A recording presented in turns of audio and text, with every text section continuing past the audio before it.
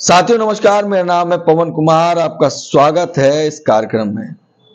पहले आपका आभार प्रकट करता हूं कि जन्मदिन की आप लोगों ने बधाई दी, इतना सारा प्यार दिया और फिलहाल मैं इस काबिल हो सका कि आप लोग इतनी दूर दूर से मुझे बधाई दे रहे हैं। जिनको मैं नहीं जानता वो लोग मुझे जान रहे हैं और ये टाइम्स 20 फिल्टर की और राजपथ भारत की एक जीत है और ये भरोसा है जो लोगों का दिख रहा है। अब आते हैं असल मुद्दे पे। असल मुद्दा यह है कि पटेल समाज की जिस तरह से आज के टाइम में दो वीडियोस चल रहे हैं वो चर्चा करने की बात है। वो मुद्दे ऐसे हैं जो आपको दिखाएगा कि कौन समाज को बढ़ा रहा है, कौन बहुजन समाज को एक करना चाह रहा है और कौन समाज का सौदा कर रहा है।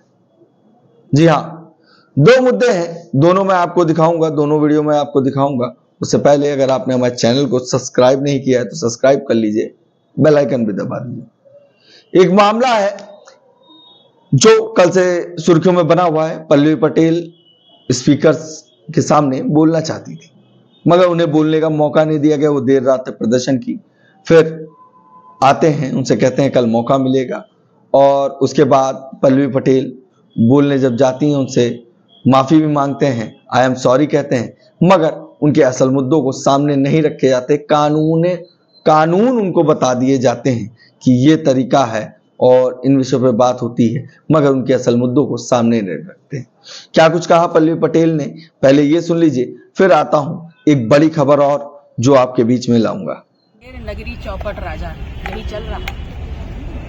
मैंने आप सभी के समक्ष जिस मुद्दे को उठाया, मुझे कल भी वक्त नहीं दिया गया और आप सभी ने देखा कि मैं कल रात 11 बजे तक इसी विधानसभा परिसर में आंदोलनरत थी। मैं यहाँ पर उसे बैठी हुई थी और उसके बाद संसदीय कार्य मंत्री जैसा अनुभवी और वरिष्ठ व्यक्ति और विधानसभा अध्यक्ष का प्रतिनिधित्व करते हुए प्रमुख सचिव जैसा सीनियर ब्यूरोक्रेट आते हैं, मुझे आश्वासन देते हैं कि आज आपकी बात सदन में उठने का आपको मौका मिलेगा और मैंने उनकी बात का विश्वास किया। लेकिन आज भारतीय जनता पार्टी की सरकार और सदन के अध्यक्ष ने अपना चाल चरित्र और चेहरा दिखा दिया। उन्होंने ये बताने का काम कर दिया कि उनका एजेंडा हिंदू मुस्लिम या मंदिर मस्जिद है और उसी की आड़ में वो इस प्रदेश को लूटेंगे, लेकिन भ्रष्टाचार पे बात नहीं होने देंगे।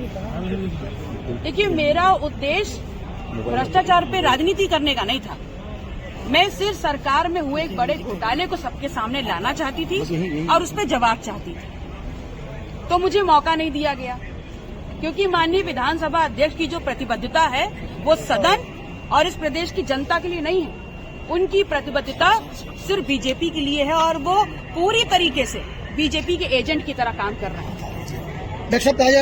मैं ये चाहती हूँ कि आप सब लोग अपनी जिम्मेदारी समझते हुए, जहाँ एक भ्रष्टाचार से पर्दा मैंने उठाने का काम किया है, आप सभी लोग इस सरकार के हर विभाग पर पैनी निगाह रखें। आप सभी को एक एक फाइल बड़ी आसानी से मिल जाएगी जिसमें घोटाले के नामो निशान दर्ज होंगे। ऐसा कहा जा रहा है कि आप जो बात उठाना चाहती है उसमें सरकार के एक मंत्री घिरते नजर आ रहे हैं, शायद इसलिए सदन में आपको अपनी बात में रखने दी जा रही है। मैंने यही बात तो कही कि बड़ी चालाकी से ये चौपट नगरी अंधेर राजा वाला चीज हो रही है कि बड़ी चालाकी से भारतीय जनता पार्टी और विधानसभा अध्यक्ष मुझे नियमों का हवाला देकर के बड़ी बेशर्मी से अपनी सरकार में जो घोटाले हुए हैं, जो भ्रष्टाचार हुए हैं, उस पर लीपापोती कर रही है और उसको छुपाने का काम। पटेल जी, इस मामले को आप कहां तक स्टैंड करेंगे? हाँ, अगर विधानसभा सत्र के दौरान ये बात आपको नहीं रखने दी गई तो क्या आगे इस पर संघर्ष? अब आगे जो मैं करूंगी वो आपको देखने को मिलेगा। कल देर रात आप उठी तो क्या आश्वासन मिला था? आश्वासन कितना पूरा हुआ?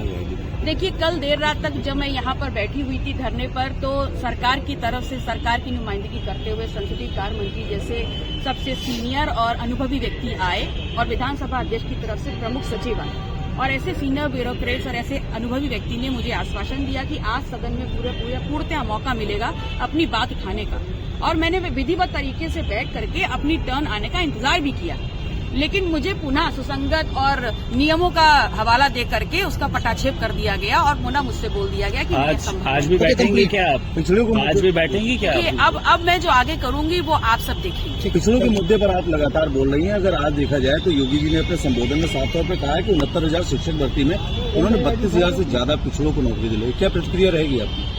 देखिए, मैं यही बोल सकती हूँ कि दूसरों के घोटाले तो छाती पीट पीट करके बता रहे हैं, अपने हर संबोधन में उसका जिक्र होता है, लेकिन इतनी हिम्मत नहीं है पूरी भारतीय जनता पार्टी की और इस विश्व की सबसे बड़ी पार्टी की कि वो आगे आ करके अपनी सरकार में हुए भ्रष्टाचार पे सवालों को फेस कर सके। जैसा कि आपने देखा इस वीडियो में पल्लवी पटेल ने तमाम मुद्दों को सामने रखा कि और ये साफ साफ भारतीय जनता पार्टी की विचारधाराओं पे काम चल रहा है सदन में भी, और हिंदू मुस्लिम की बात करो, हिंदू मुस्लिम की लड़ाई करो और यही एक मुद्दा लगातार चलाते रहो, असल मुद्दों पे बात ना करो। SC ST OBC माइनॉरिटी के जो हक हैं, जो भारतीय संविधान उन्हें देता है, उन हक से आप दूर रहो, आपको जानकारी नहीं होनी चाहिए। ये चीज देखने को मिली। मगर एक मुद्दा और मैं बताता हूं, दीपक पटेल फूलपुर के विधायक हैं और जो बाई इलेक्शन में चुनाव लड़े थे, जिनके खिलाफ जितेंद्र कुमार सिंह चुनाव लड़े थे और जिनको जो चुनाव लड़े थे वो बसपा से लड़े थे।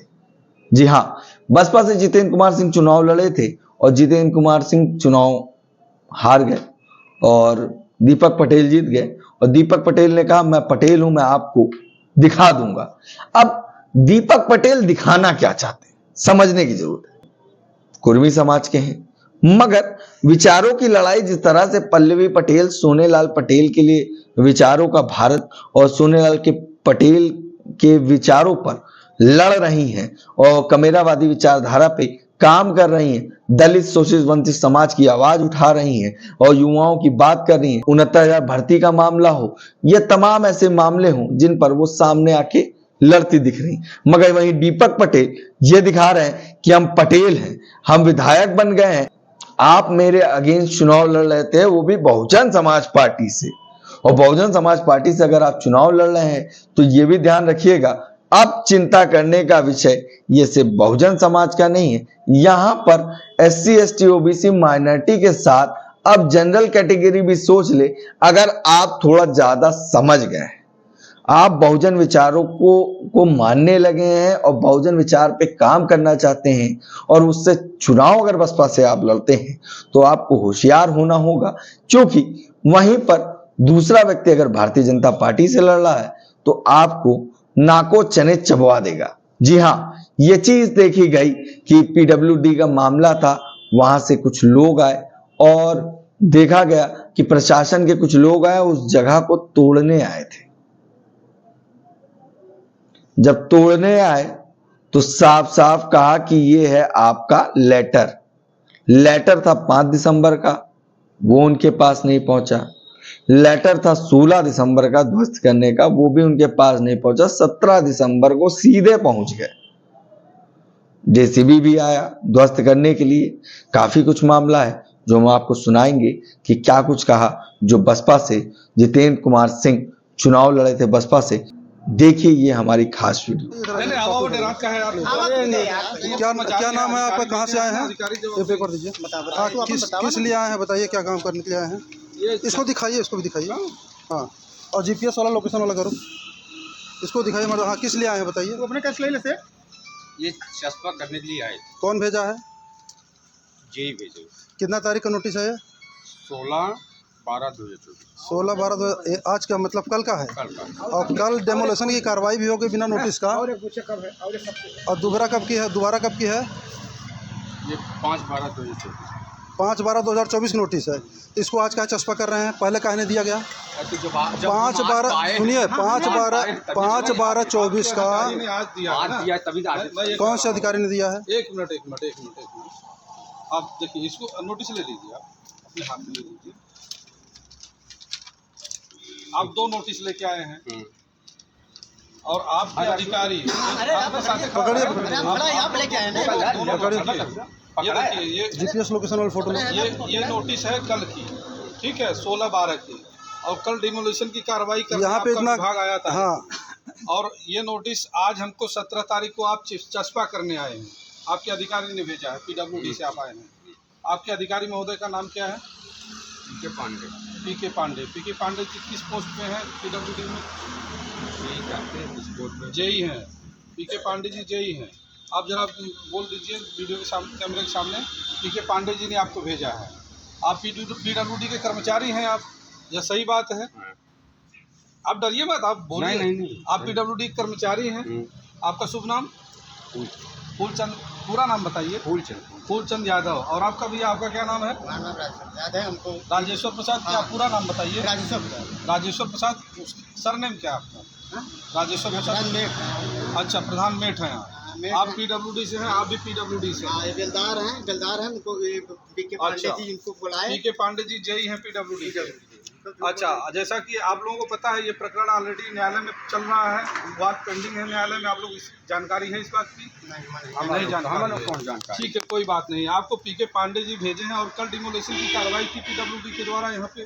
कल इसको गिराया जाना था, तो कल कार्रवाई थी और ये नोटिस 16 तारीख की है। आप देख रहे हैं 16 की डेट लगी हुई है, आज 17 तारीख है। आप तारीख बताइए, आज 17 है कि नहीं है?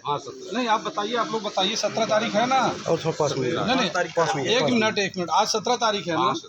आज 17 तारीख है और कल 16 तारीख को पीडब्ल्यूडी के अधिकारी और राजस्व की टीम, पूरा जिला प्रशासन आकर के इसको गिराने यहाँ पे कार्रवाई कर दिया, यहाँ पे सब गिरा दिया। कल ये गिराने की कार्रवाई की गई और आज 16 तारीख की नोटिस 17 तारीख को आज आप चस्पा करने आए हैं। यहाँ चिपकाने के लिए भेजा गया है ना पीके पांडे जी द्वारा।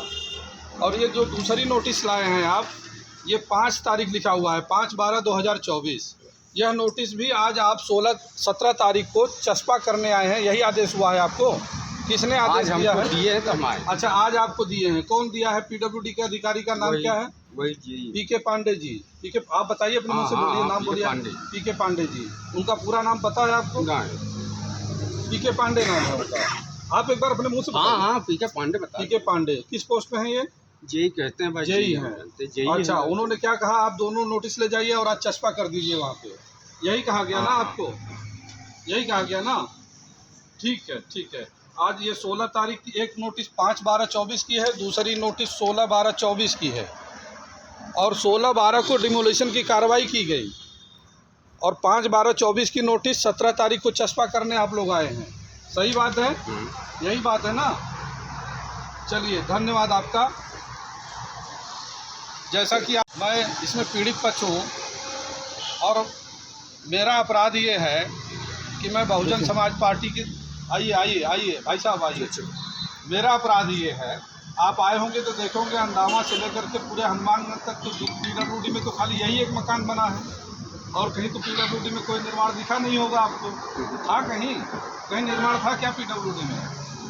बताइए, आप बताइए ना, कहीं पीडब्ल्यूडी में आपको और कहीं भी निर्माण दिखा कि नहीं दिखा? पूरा मार्केट है, घर और मकान सब बने हैं ना। तो ये आप यहाँ नोटिस चस्पा करने इसलिए आए हैं कि मैं बहुजन समाज पार्टी का प्रत्याशी था अभी फूलपुर के उपचुनाव में और मैंने चुनाव लड़ करके लोकतंत्र में अपराध किया। तो भारतीय जनता पार्टी के प्रत्याशी हैं माननीय दीपक पटेल जी, चुनाव में मतगणना के दिन धांधली किए, मारपीट किए और बदले की भावना से कार्रवाई करते हुए हमें प्रताड़ित किया जा रहा है। तो मैं फूलपुर की समस्त जनता से ये अपील करता हूं कि आप लोग देख लीजिए, आपने जिन्हें विधायक बनाया है उनका कृत्य क्या है, आप उनसे परिचित हो लीजिए। जब लोकतंत्र में एक फूलपुर का लड़का, एक फूलपुर का बेटा चुनाव लड़ा और इतना बड़ा अपराधी हो गया कि आज उसका ही मकान खाली पीडब्ल्यूडी में है, बाकी आपको अंदावा से लेकर के पूरे हनुमानगंज तक में कहीं कोई निर्माण पीडब्ल्यूडी में नहीं दिखा होगा। कहीं दिखा है तो जरा बता दीजिए, दिखा है कहीं कोई मकान या दुकान कहीं बना था पीडब्ल्यूडी में? आप हम अभी उधर से ही आ रहे हैं ना इलाहाबाद से, तो कहीं पीडब्ल्यूडी में कोई मकान प्रतिष्ठान दिखा कि नहीं दिखा? किनारे बना है ना? तो बना है तो ये नोटिस खाली जितेंद्र सिंह के प्रतिष्ठान पे क्यों चस्पा की जा रही है? और यह निर्माण हमारे ग्रैंडफादर यानी हमारे बाबा स्वर्गीय वीर सिंह ने निर्माण किया था, जिसकी नोटिस पीडब्ल्यूडी द्वारा ऑलरेडी काटी गई थी 92 में और वह केस माननीय न्यायालय में विचाराधीन है और माननीय उच्च न्यायालय महोदय का कल जो आदेश आया है, स्थगन आदेश डिमोलिशन का, उसके बाद ये लोग चले गए। फिर भी आज सुबह जेसीबी लाई गई। आप जानते हैं ना, सुबह जेसीबी यहाँ आई थी। अच्छा, सुबह जेसीबी यहाँ लाई गई, जबरन तोड़ने की कोशिश की गई।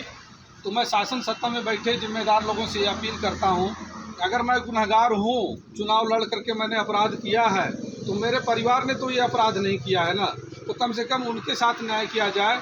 और प्रदेश के मुख्यमंत्री माननीय श्री योगी आदित्यनाथ जी से मेरा करबद्ध निवेदन है कि इस मसले पर ध्यान दें। और ये जो प्रत्याशी महोदय हैं दीपक पटेल जी, वो हमको धमकाते हैं, कहते हैं अब समझ में आ जाएगा पटेल क्या है। तो ठीक है, आप समझा रहे हैं, आपकी शैली यही है, मैं इस चीज़ को समझ रहा हूँ। तो माननीय मुख्यमंत्री जी से मेरा करबद्ध निवेदन है कि मेरे साथ न्याय किया जाए और मुझे न्यायिक संरक्षण दिया जाए। आप इस प्रदेश के संरक्षक हैं और जो मेरे परिवार के अन्य लोग हैं उनके साथ अन्याय न हो। मैं आपका जीवन पर्यंत आभारी रहूँगा। बहुत बहुत धन्यवाद।